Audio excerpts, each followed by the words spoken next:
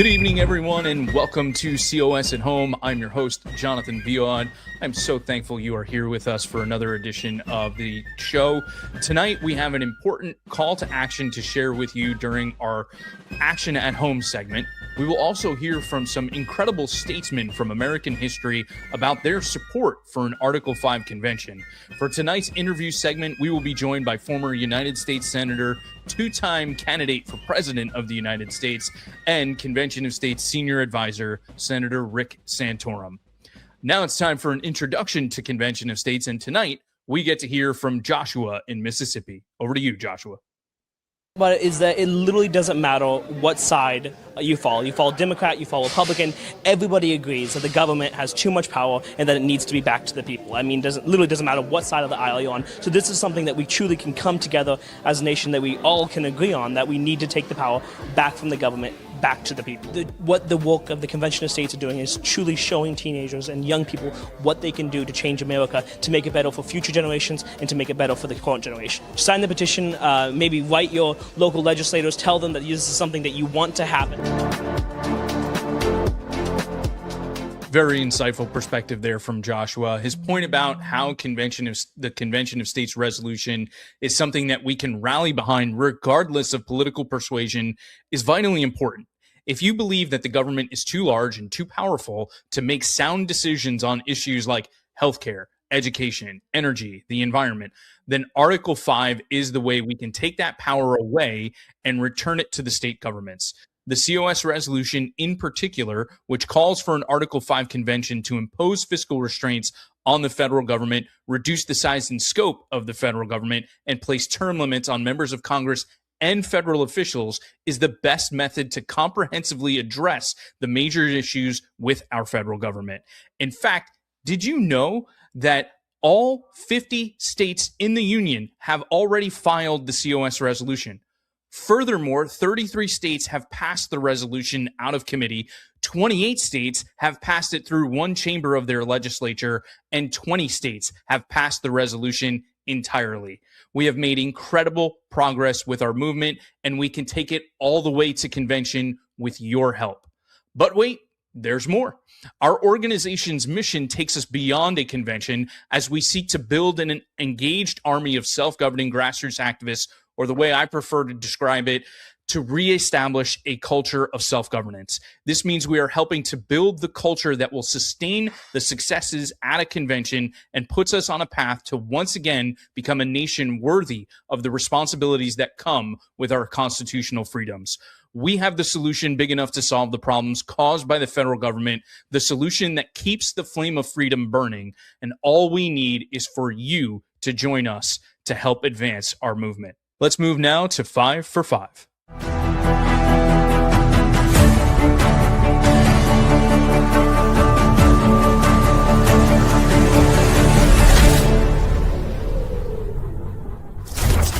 So Article 5 of the Constitution has had the support of many founding fathers and other historic statesmen from American history. This is a legitimate function of our Constitution and was intentionally placed in the document for such a time as this. Don't believe me? Well, thanks to the power of AI, we can bring the words of our founders and these statesmen to life for you to hear directly from them. Check this out.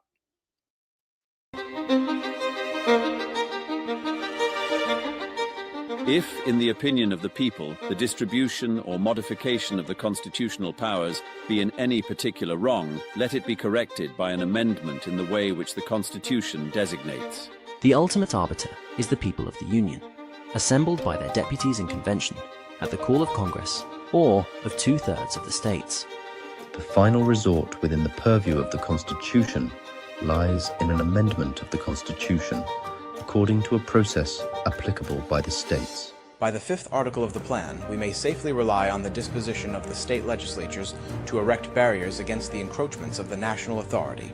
Article 5 equally enables the general and the state governments to originate the amendment of errors as they may be pointed out by the experience on one side or on the other. It could not be known to the framers of the Constitution whether there was too much power given by it or too little.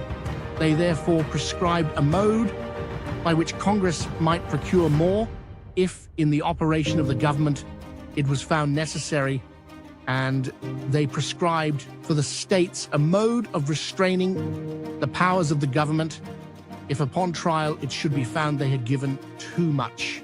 Amendments, therefore, will be necessary, and it will be better to provide for them in an easy, regular, and constitutional way than to trust to chance and violence. An ulterior resort is provided in amendments attainable by an intervention of the states, which may better adapt the Constitution for the purposes of its creation. 2/3 of the states can always procure a general convention for the purpose of amending the Constitution, and that 3/4 of them can introduce those amendments into the Constitution, although the President, Senate, and Federal House of Representatives should be unanimously opposed to each and all of them.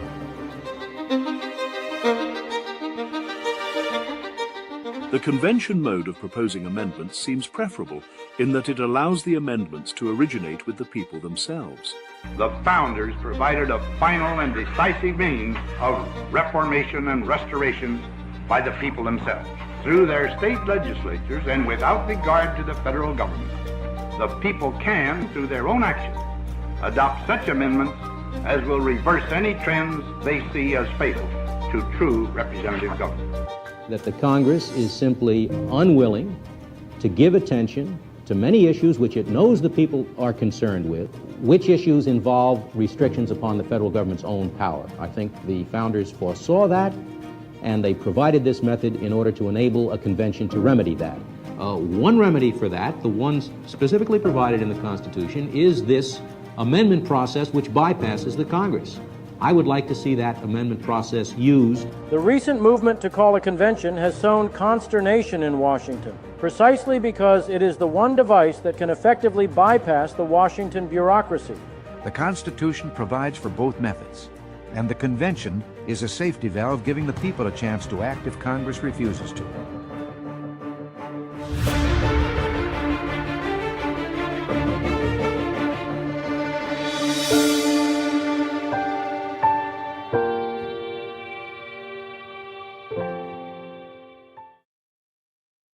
That is incredible. Really powerful words from heroes of American history.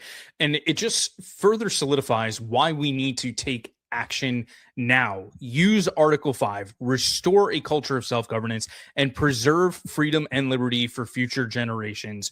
You can help make that happen today by visiting conventionofstates.com/act to sign up and join our movement. Now it's time for a COS update from across the nation. So let's turn to Andrew Lusch with COS Now.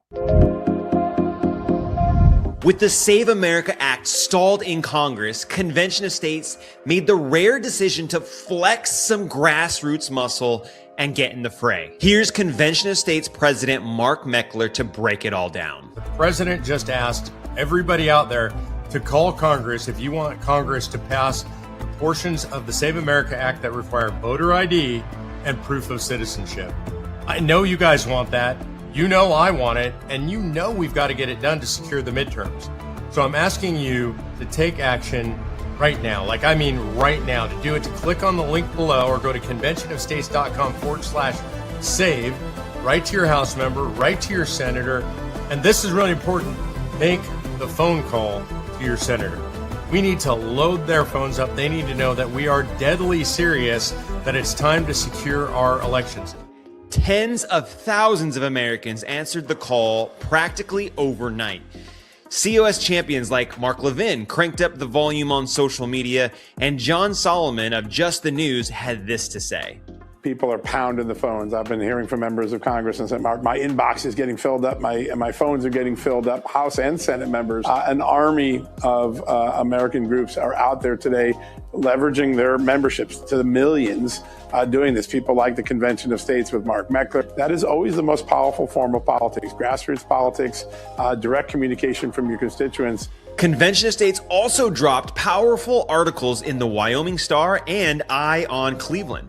Mark Meckler fired back at the Supreme Court's decision overturning President Trump's Birthright citizenship order with a must-read op-ed in Human Events. Mark's been everywhere, reaching Americans on The Steve Gruber Show, The Victory Channel, and so many more. Yeah, that's exactly correct. So the only things that are going to come out of convention are things that the vast majority of people agree upon. And everything I just discussed, by the way, the vast majority of Americans agree upon. They want term limits for Congress. They think Congress's spending is out of control. The vast majority of people think of this birthright citizenship case was insane and that we need to limit that stuff. And so we can get these things done, voter ID, we can get them done through a convention of states. It's just Congress has no incentive to do any of this stuff. Out in Iowa, our team showed up strong at the Family Leader Conference, posing with COS endorsers Mike Johnson and David Barton of Wall Builders. And speaking of Iowa, if you're anywhere near the Hawkeye State, you have to hit us up for the Iowa State Fair, August 13th through the 23rd. Nothing, and I mean nothing, compares to the Iowa State Fair. It is our biggest petition gathering event of the year, with thousands of petitions rolling in each time we do it. You can find us in the Varied Industries building at booth 264. And before we wrap this show up, I have to give a massive shout out to the real heroes, the boots on the ground who are driving the movement forward. The Hawaii team marched proudly in a local parade, petition booths were packed out in Colorado and California, and the North Carolina team awarded Patriot pins to standout volunteers at a rally right outside the Capitol in Raleigh. And now you're up to date with Convention of States. I'm Andrew Lusch, you are you, and we have a country to save, so it's time for us to get back to work. Let's get it.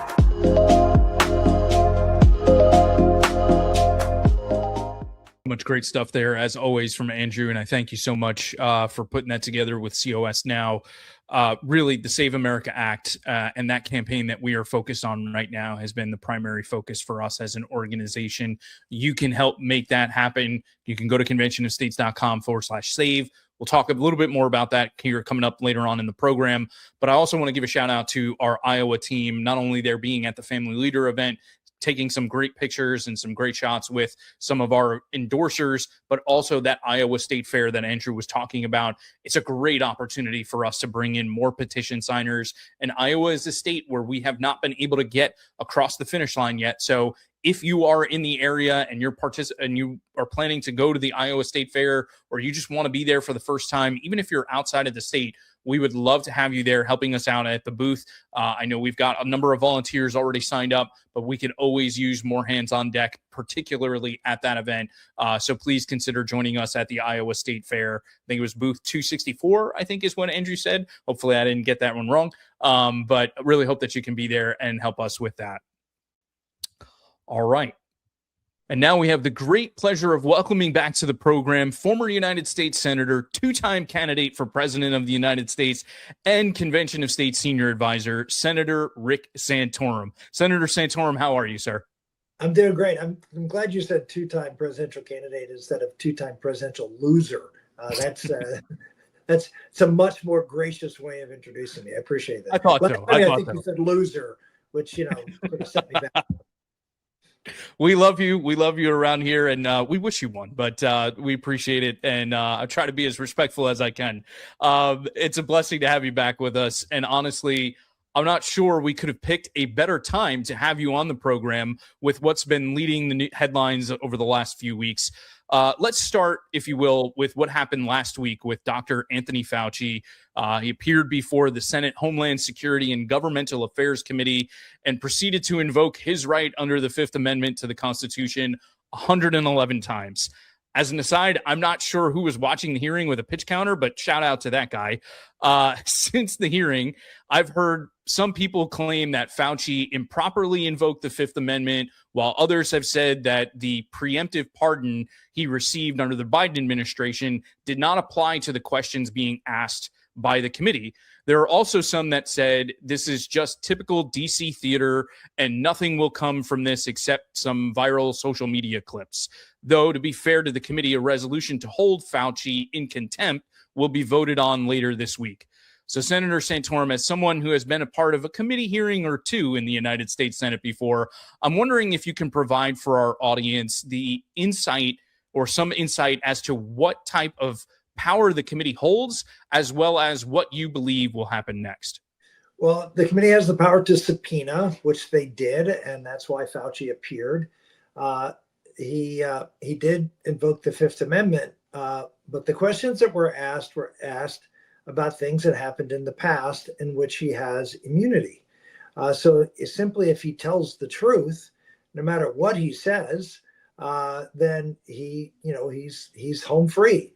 The problem is that if he tells the truth, in all likelihood, without all certainty, really, he'll contradict a lot of the things that he did and said, and he doesn't want to do that. He doesn't want to put himself in the embarrassing position of having to admit that a lot of the things he said and did during his time as running the COVID response were in fact inaccurate and maybe even unlawful, including some of the gain of function research and other things, maybe potential kickbacks. All of those things are pardoned if under Biden's pardon. What's not pardoned is if he lies to Congress. And so he didn't want to lie to Congress because he didn't want to besmirch his own reputation. And so he took the Fifth. I don't think you can take the Fifth Amendment for vanity. I don't think that's a covered cause of taking the Fifth Amendment because you don't want a bad reputation. I think he had the responsibility to answer the questions truthfully. He had no fear of any kind of prosecution if he did so truthfully, but he would in fact have harmed his reputation. So I think it's appropriate for the United States Senate to hold him in contempt for not answering questions he should and could have answered without any legal threat to himself.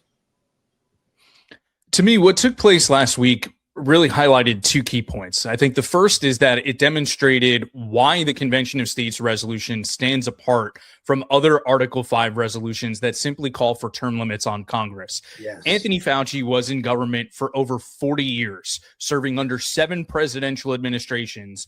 At the time of his retirement, he was the highest paid bureaucrat and held a tremendous amount of power for someone who never faced an election. Anthony Fauci and other bureaucrats like him are exactly why we need term limits on federal officials, in addition to limits on members of Congress. That can only be done through an Article 5 convention under the Convention of States resolution. Right. The second is that 6 years later, our country still has not healed from the response to COVID-19, the lockdowns, the experimental vaccine mandates, and so on. To be honest, I don't believe we will ever truly heal unless those who are responsible face some type of accountability. Do you think we will ever see that type of accountability? And if so, will it need to come from the states and state attorneys general? So Anthony Fauci is an interesting character in that he is as you mentioned, the poster child for why we need term limits, and that the COS resolution, which covers not just elected officials, but the bureaucracy, is an important distinction, and one that we're the only ones who have that kind of breadth of term limits. So in a sense, Fauci is a poster child for COS. On the other hand, Fauci's actions have made it harder for us to pass COS.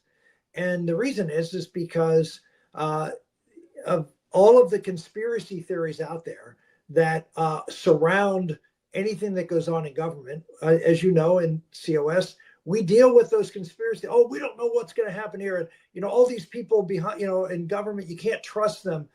And when you have someone like Fauci in such a serious situation, do what he did and betray the trust of the American public, actually validate some of the conspiracies that were being leveled against him, conspiracy theories at the time, which were not, like the Wuhan lab and the gain of function research and a whole host of other things, masks, the efficacy of the vaccine. All of those things were misleading to the American public by a small group of people.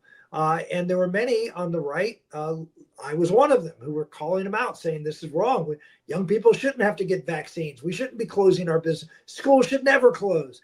All those things have now proven to be true, and Fauci was behind it. So it sort of validates all conspiracy theories. Oh, see, it happened here. They're all, we can't trust anybody to do anything. And so that is a problem for the Convention of States. So Fauci is the poster child for both sides of the debate for COS. He's the poster child because we should be getting rid of guys like this. He's also the poster child because of the behavior he had, which leads to the discrediting of anybody who wants to do something to change it. So what the result is, is to do nothing. And that's what the other side wants to do, just nothing, because you can't trust anybody. But of course, we all know that doing nothing really dooms America to a very, very awful fate, in my opinion, if we don't get our house in order in Washington pretty quickly.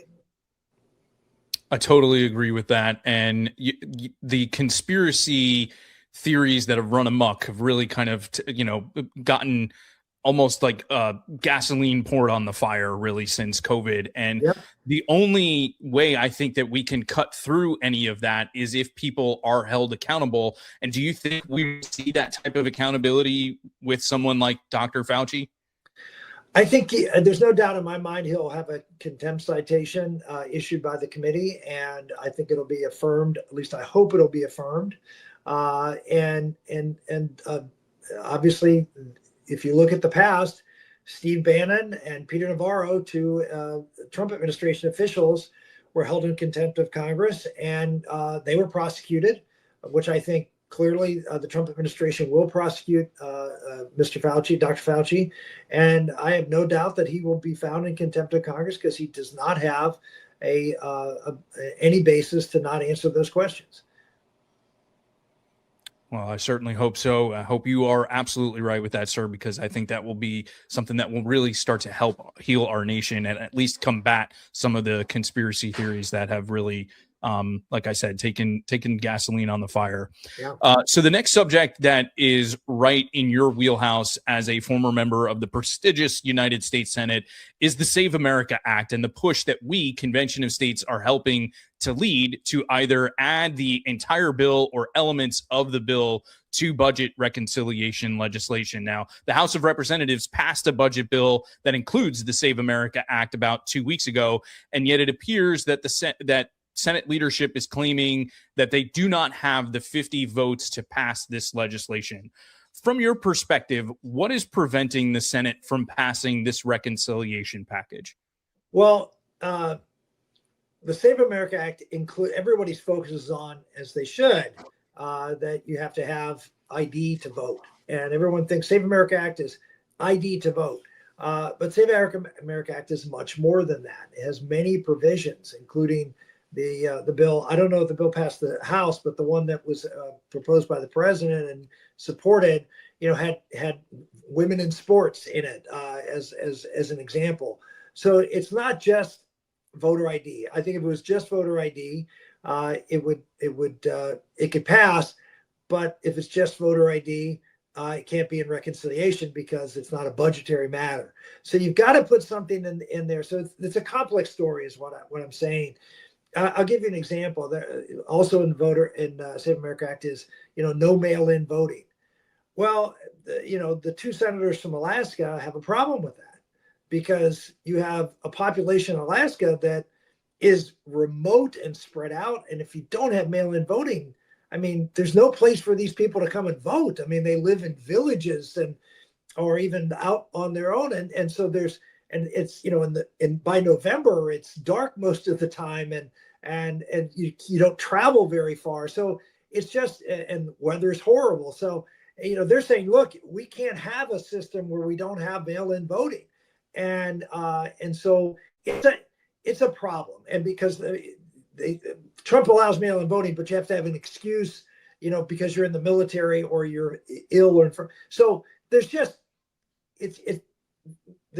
issues that if you were looking at it instead of making a political issue and you wanted to work through it and say, can we find something to tailor it to make sure that it fits everybody, you could do something to fit Alaska, but then people complain, oh, well, California can use that and they can cheat, and so it's a problem. So coming back to it, what the House, what the Senate is proposing is to put in reconciliation has to be budgetary. In other words, it has to either tax somebody or spend tax dollars. And so what they're proposing is to put a fund together to encourage states to adopt, voter ID, or to adopt, tougher restraints on voting, on mail-in voting. So it's more of a carrot as opposed to a stick approach, but that's the only way you're going to get it through reconciliation. If they adopt that approach, will it solve the problem? No, but will it make it better? I suspect it will. And speaking of the problem, and the news cycle moves so quickly that it's hard to believe it's already been 5 weeks. But 5 weeks ago, the Supreme Court ruled against President Trump's executive order against birthright citizenship, which, again, I think kind of directly impacts the need for the Save America Act to safeguard our elections. And it's amazing how all of these different things are connected in some way. What do you believe is the proper remedy to solve the birthright citizenship debate?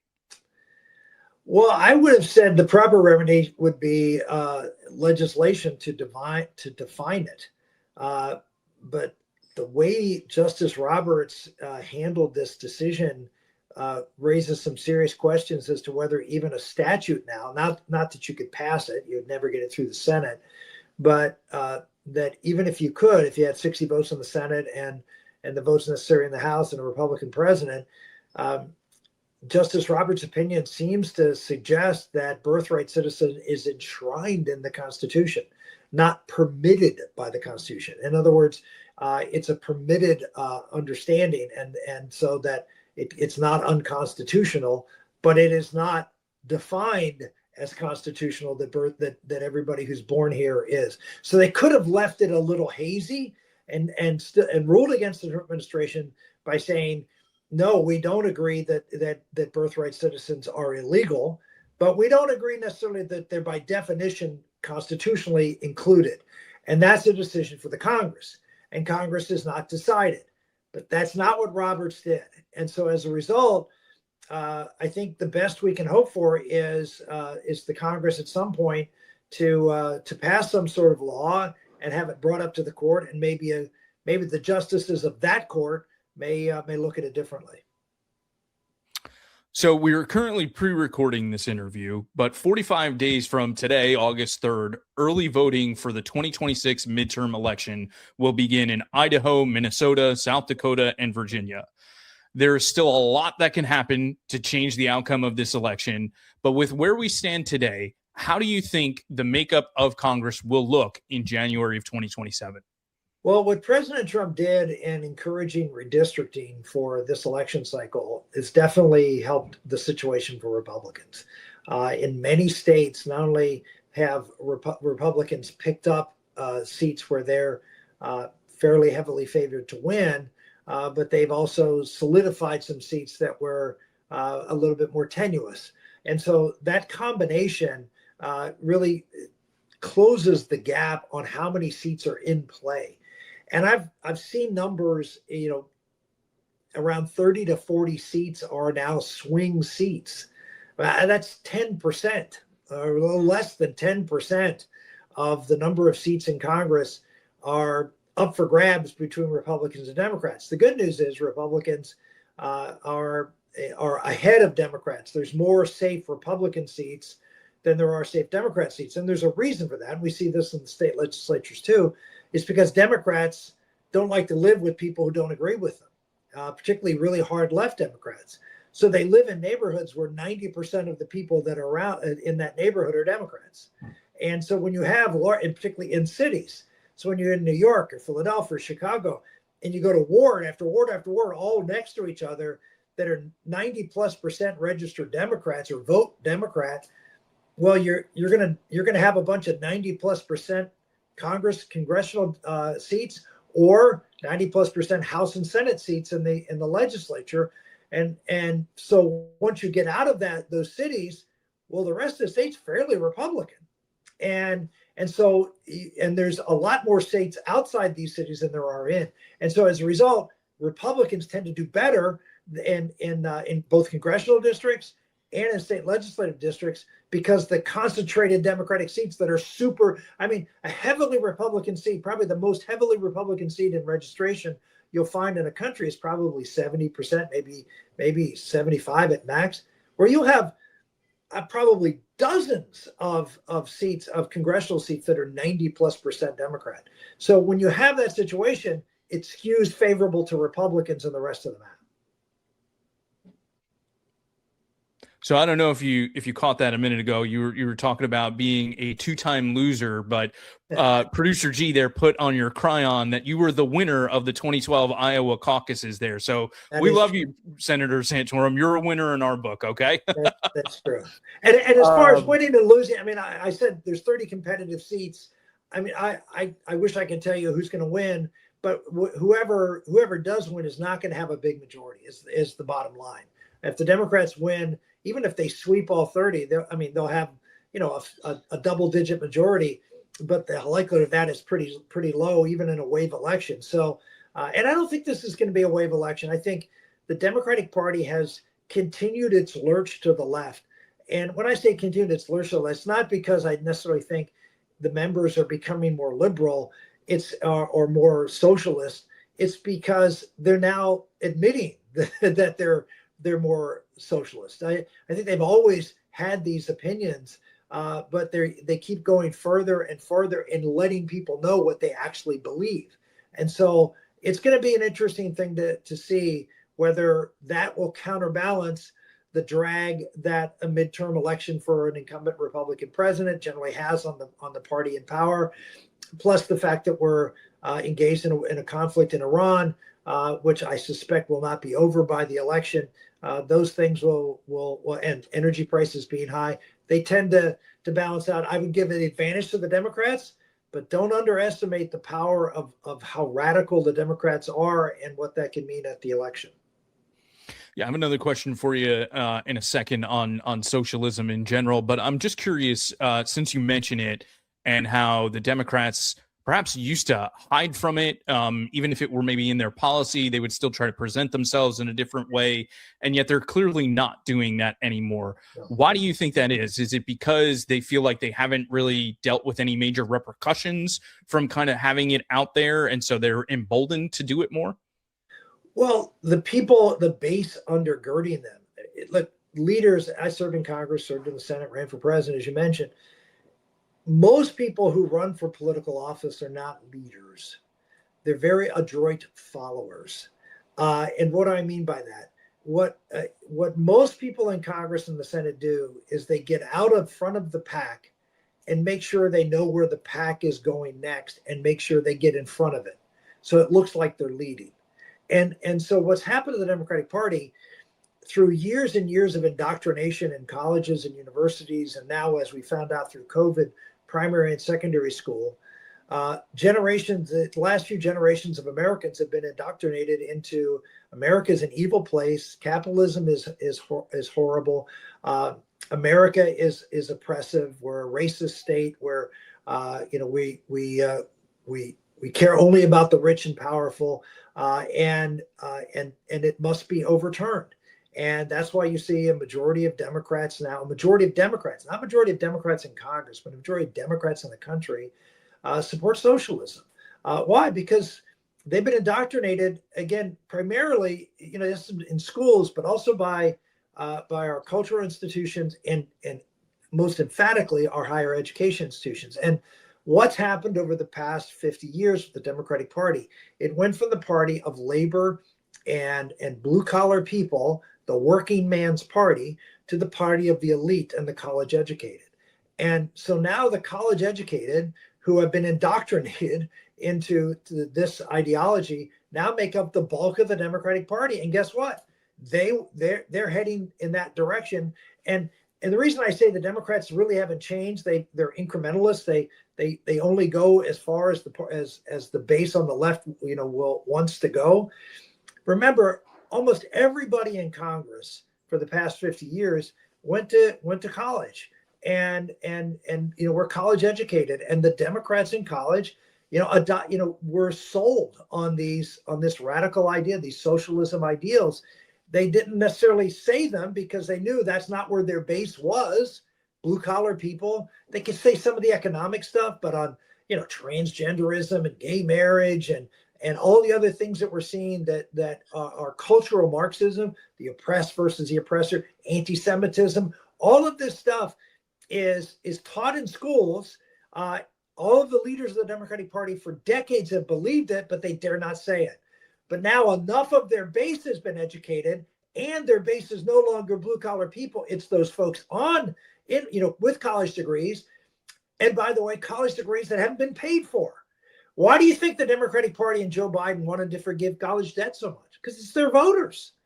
It's because they want, and they don't want colleges to have to be stuck with the bill if someone, goes to college and can't pay for it, because it's their indoctrination factory that actually produces voters for them.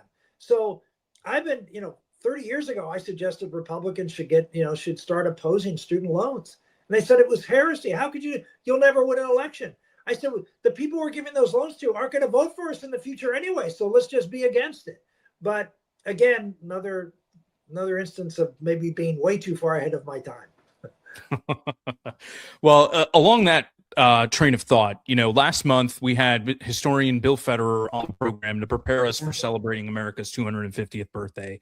A point that he made is one that I think we often overlook and take for granted, was the fact that our founders had so many differences, primarily centered on doctrinal differences of their Christian denominations, that they willingly set aside to come together because they recognized the greater threat to their freedom and liberty was King George in Great Britain. Today, there are many that seem to have forgotten that lesson, choosing to fight over doctrinal differences, even with some bizarrely trying to remove the Judeo from the Judeo-Christian values upon which our nation was founded, or perhaps they're doing it nefariously, not bizarrely, instead of rallying together to focus on the greater threat to our freedom and liberty, which I believe, as you've been talking about, is the green-red alliance of radical Islam and the socialism Marxism. How can we as individuals do more to spread the spirit of 1776 to encourage those who are well-meaning individuals in our society to make the primary focus protecting our country from the greater threat? Yeah, the old saying, the enemy of my enemy is my friend. And we have to, the problem is we haven't really identified the enemy. And I think a lot of folks who are in these with blinders on in the trenches fighting out these doctrinal differences, don't see the big picture. They, as our founder Mark Meckler says, they don't know what time it is, and they don't realize that this green-red alliance, as you speak of, is real. It's serious. You see it in New York City, but you're going to see it probably in Michigan. The election will have been held. I will be shocked if El Sayed does not win that race in Michigan, which is it's a Senate primary in the state of Michigan, where a Muslim radical socialist is going to win that Democratic primary in a state that's a purple state. That's a shocking thing, but one that is a portent of things to come. And if we don't understand that as conservatives and as Bible believing Christians, then we've got a problem. And the problem is they will divide us, and when you get divided, you get conquered. And so I think it's important. Look, the doctrinal issues now are sort of small by comparison, as far as I can see, than what the church dealt with for millennia.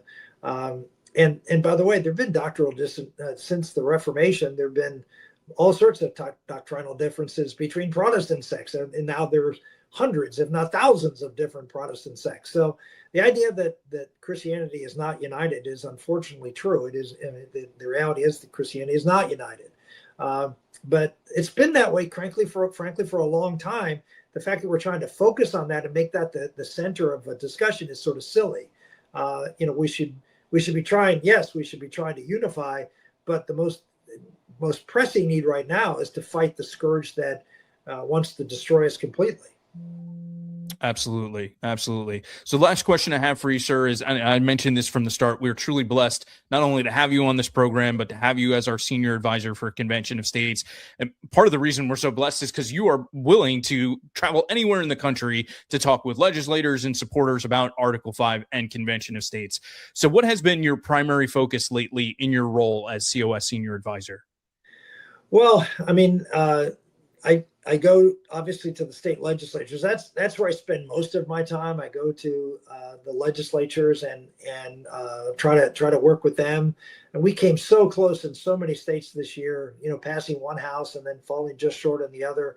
I feel like, we had some good elections, primary elections that maybe sent some good signals that that COS, being for COS, is not a negative among the Republican base.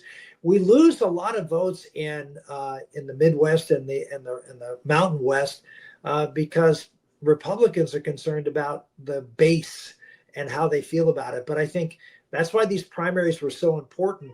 That I don't know of one COS candidate who was a vocal COS candidate who lost a primary because of COS. In fact, just the opposite. We had folks who were against COS who did lose primaries, and their opposition to COS was one of the reasons they lost. So, getting that word out is something I try to do. I also try to get around to, like I was in North Carolina last week in Asheville, speaking to a couple of groups in Western Carolina to try to bolster support among the grassroots. I also do meetings with legislators when they're not in session, going to different states and traveling around the state and getting groups of legislators together to do this. I usually don't do that in the election year, which is this year.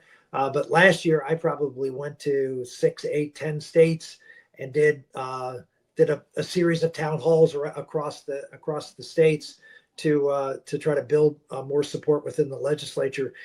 This year, it's tougher because they're up for election. You don't know who's going to be there and who's not. You don't want to necessarily go and do a bunch of meetings with people who don't survive their primary or don't win their election. So you have to do that in sort of the odd numbered years. But that's what keeps me pretty busy. And then conferences. We have a conference coming up in Colorado, later this month, which I will be at. I go to some of the legislative conferences that are put on by the Republican Legislative Exchange and others that have conferences, and speak with folks there. And we are blessed to have you, like I said, out there and doing these things. And folks, honestly, that's why we need you in the fight as well. Senator Santorum is going to be out there and he's going to be talking with people, but he can only be in so many different places at once. And we need as many supporters of ours, activists of ours out there right now. As you pointed out, outside of legislative season is a really important time for us because we can get in front of these legislators and we can be talking with them. And even now during election cycles, while it might be difficult for you to be out there and talking with legislators, not knowing who's going to win, it's a great opportunity for our activists to be speaking with them on the campaign trail and getting them to, solidify their support for Convention of States. And we can be talking to all the types of candidates. So folks, if you want to get involved, conventionofstates.com/act, sign up today and join us. Senator Santorum, thank you so much, sir. And I would just add one more thing, Jonathan. It's not just talking about COS, but if you have a COS supporter, go out there and support them. That's really important. I always said, the easiest lobbyist job is to lobby someone who already supports you, and the best way to do that is to make sure they win in their either primary or general election. And so it's vitally important. If you want, you don't have to lobby people who agree with you, and so you have a much easier chance of winning if you have a majority on election night of COS supporters, as opposed to having a minority and having to work to turn votes throughout the rest of the year. So this is a very important time of the year. Get out there, find out where your candidates, where they are on the issue. And if they're supportive, go out there and really work hard for them. Excellent point. Thank you so much, Senator Santorum. Always a pleasure to speak with you. God bless you, sir. Thank you. It is always such a pleasure to sit down and talk with Senator Santorum, and he's just been doing so much great work for us out in the field, but also just wonderful to get his perspective on these important things that are going on. The United States Senate is at the center of a lot of things, and I just was so glad that we were able to have him on the program to talk about these issues and so much more. And what a blessing it is for him to be a part of our organization. Keep repeating myself, but I just want to underscore it because he's really been a champion for us, and we're grateful to have him within the movement. Let's move now to action at home.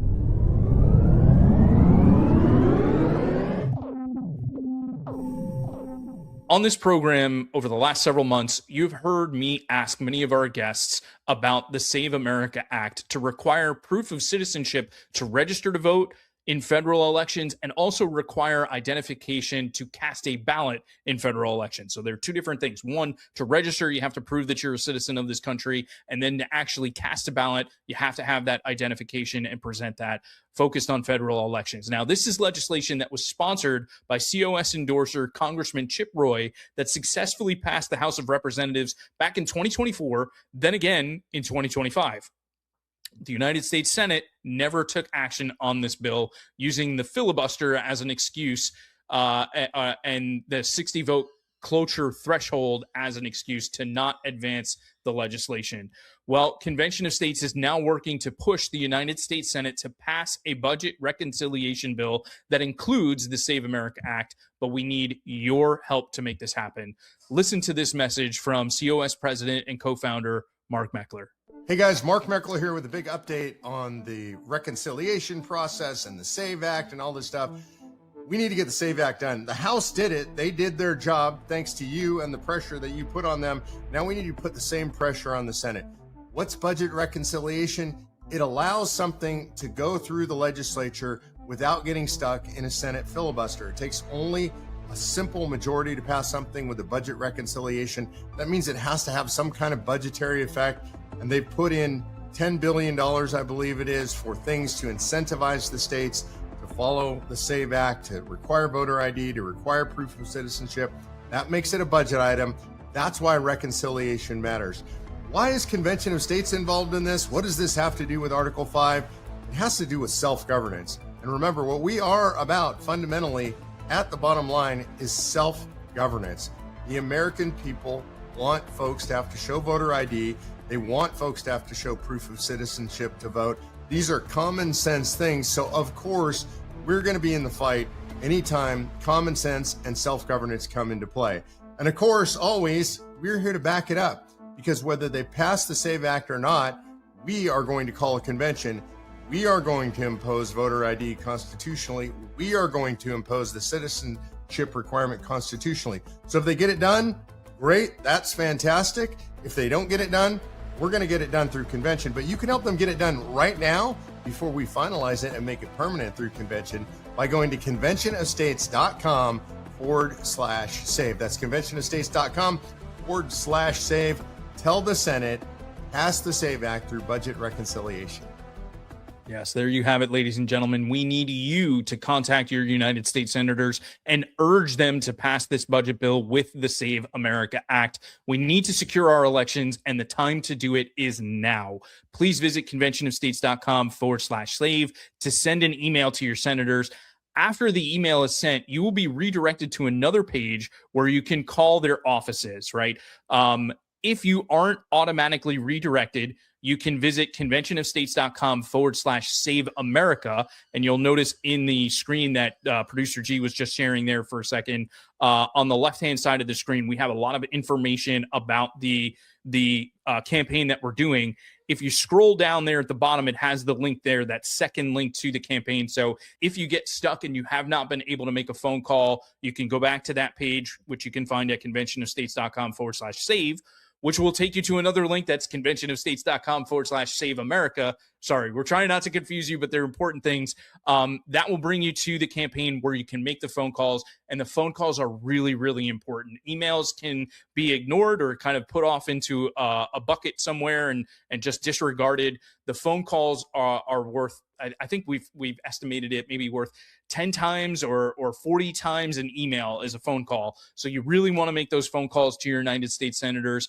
Before you do that, I want to, again, emphasize, read the section to the left of the page that we have there that explains all of the information, particularly the one before you make the phone calls, because that will give you a better understanding on how the system that we have will work when you enter your information to make those phone calls. So it kind of describes it a little bit. So be sure to read that before you make the phone calls. But above all else, I just want to thank you for taking action to safeguard our elections. There it is. Producer G's got it up there on the screen there. If you scroll down a little bit further there, Producer G, it says before you make this call, and it's underlined and in bold. Make sure you read that section, and it will explain exactly what to do after you enter your information and you get the phone numbers for your United States senators. And again, folks, thank you, really. Thank you so much for taking action to safeguard our elections. It's really important that we do this, and we put the pressure on the United States Senate right now. Furthermore, I want to also underscore, if you've already done it once, do it again. Let's keep it going. We need to continue to create this groundswell of support for this and put the pressure on, hold their feet to the fire, and try to get this across the finish line as soon as possible. So again, conventionofstates.com/save. Go there, send an email, then make those phone calls to your United States senators. After you've done it, do it again and again and again. We would greatly appreciate it, and I thank you so very much for doing that. It's now time to check the Minutemen mailbag.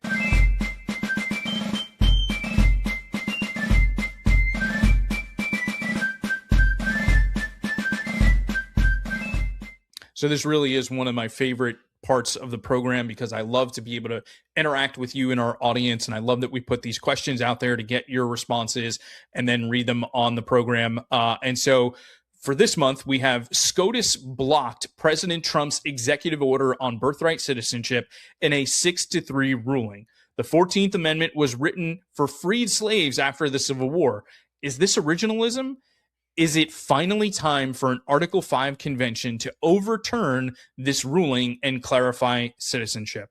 And so we got some responses here now that we're going to share with you on the screen. And this comes from Blaise Cervantes, who says, America belongs to Americans, not to people who come here, give birth, and then have a backdoor to citizenship. I agree with you, Blaise. And obviously, that's not the intention of the 14th Amendment. Sabrina wrote in and she said, I believe the ruling is wrong, but it also directs Congress to clarify or the states to adopt their own rules, which is unique to our republic. Absolutely right about that, Sabrina. Next one we have here is from Marina. The 14th Amendment was created for children of slaves who were brought here against their will, not for those who intentionally come here to have an anchor baby. The Supreme Court can only interpret the law. It's up to Congress to overturn this. And we've also got another one here from Michael. And Michael had a really lengthy response, and I appreciate that so much, Michael. Michael said, I think that this is something that could be addressed in a convention of the states.